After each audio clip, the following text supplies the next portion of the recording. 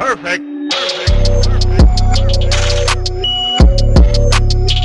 Hai, selamat pagi murid-murid yang cikgu sayangi. Hari ini kita akan belajar berkenaan keselamatan diri di dalam rumah. Baiklah, kita akan membincangkan beberapa perkara yang perlu dititik beratkan soal keselamatan di dalam rumah. Antaranya di bilik air, di dapur, di ruang makan, di ruang tamu dan juga di dalam bilik tidur. Tempat pertama yang perlu kita titik beratkan soal keselamatan ialah ketika kita berada di dalam bilik air. Okey, di sini dikatakan menggunakan syampu, sabun, ubat gigi dengan cara yang betul. Jimatkan air, tidak berlari atau bermain di bilik air. Okey, apabila kita dah menggunakan sabun atau syampu atau ubat gigi, kita kena letak balik di tempat yang kita ambil tu. Jangan letak merata-rata di lantai atau di mana-mana sebab ia boleh mendatangkan kecederaan jika kita terpijak sebab ianya licin. Cuba bayangkan kamu berlari-lari di dalam bilik air, tiba-tiba ada titisan sabun di atas lantai. Apa akan jadi? Ya, pastinya kamu akan terjatuh. Okey, bila dah terjatuh, ia boleh mendatangkan kecederaan kepada kamu. Mungkin kamu akan luka di kepala atau kaki sakit dan sebagainya.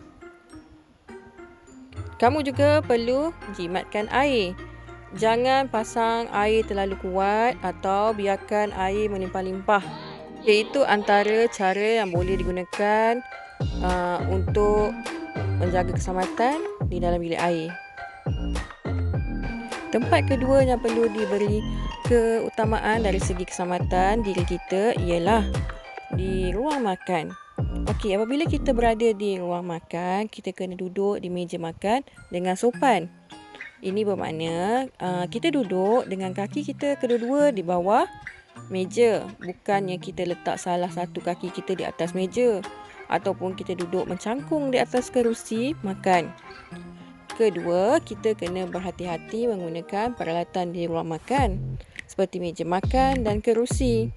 Okey, jangan main tolak-tolak kerusi meja sebab mungkin boleh terhempap di atas kaki kamu dan akan mendatangkan kecederaan.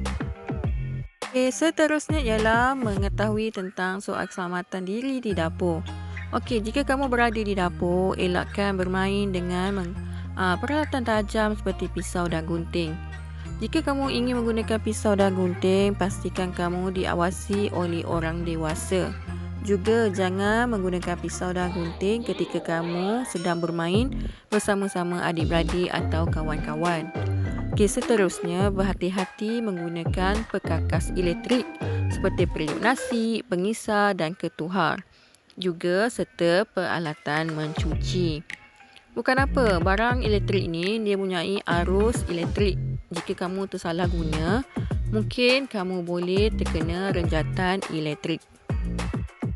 Keselamatan seterusnya yang perlu kita ambil tahu ialah keselamatan di dalam bilik tidur. Ketika berada di dalam bilik tidur, kita perlu berhati-hati dengan penggunaan seperti cadar, selimut, bantal, lampu tidur, katil dan almari solek. Okey, jangan bermain dengan cadar, selimut, bantal sebab ia boleh mendatangkan kelemasan jika kamu terbelit ataupun tertindih. Seterusnya, lampu tidur boleh mendatangkan renjatan elektrik. Jangan lompat-lompat di atas katil, kamu mungkin akan terjatuh. Dan juga jangan bermain dengan almari solek. Mungkin almari akan jatuh dan terhempap kamu. Yang terakhir ialah mengetahui soal keselamatan diri di ruang tamu.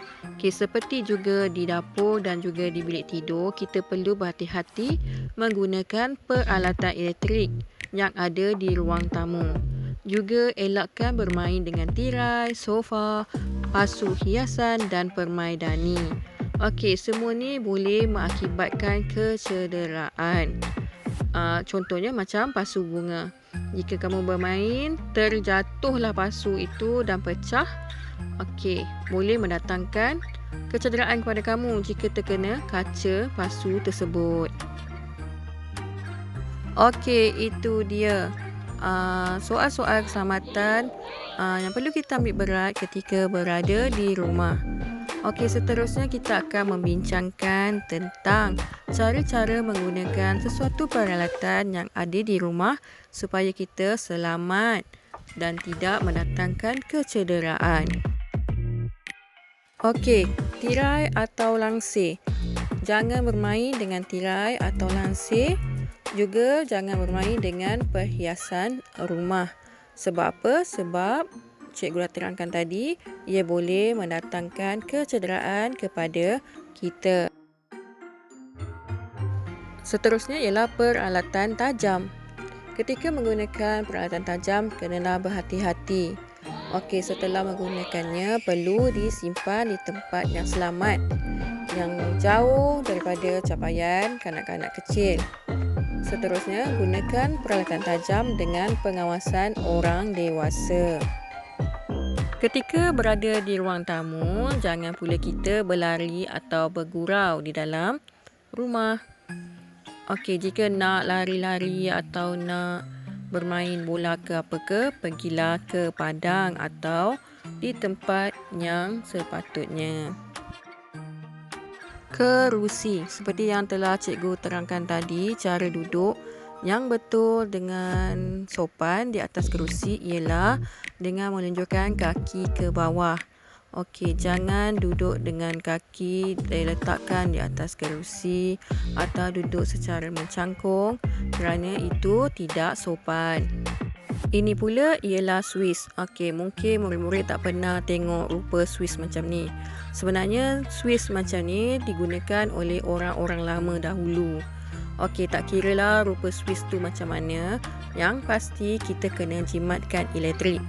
Juga sebelum kita menyentuh Swiss itu, pastikan keadaan tangan kita kering. Ini semua untuk mengelakkan kita daripada terkena renjatan elektrik.